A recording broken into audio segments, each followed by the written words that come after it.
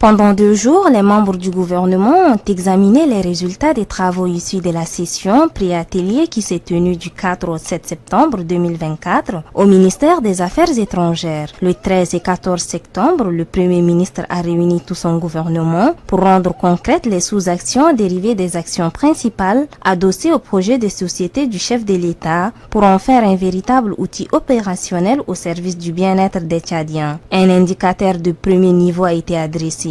Les résultats et les processus associés ont été réévalués et réajustés. Il est désormais un outil de pilotage entre les mains du gouvernement pour la période 2024-2029. Le Premier ministre chef du gouvernement Alamai Halina a tenu à féliciter toutes les personnes ayant contribué à la réalisation et à la validation de ce document. Il a également ajouté que le gouvernement devait adopter une nouvelle culture des responsabilités basée sur un système de mesure des performances.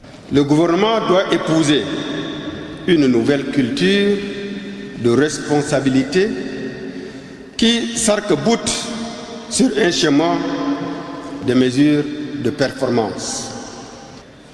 Nous pourrions bénéficier des ressources pharaoniques pour mettre en œuvre tel ou tel projet, mais si nous ne mettons pas en pôle position de la question de performance, l'impact attendu ne sera qu'une vue de l'esprit.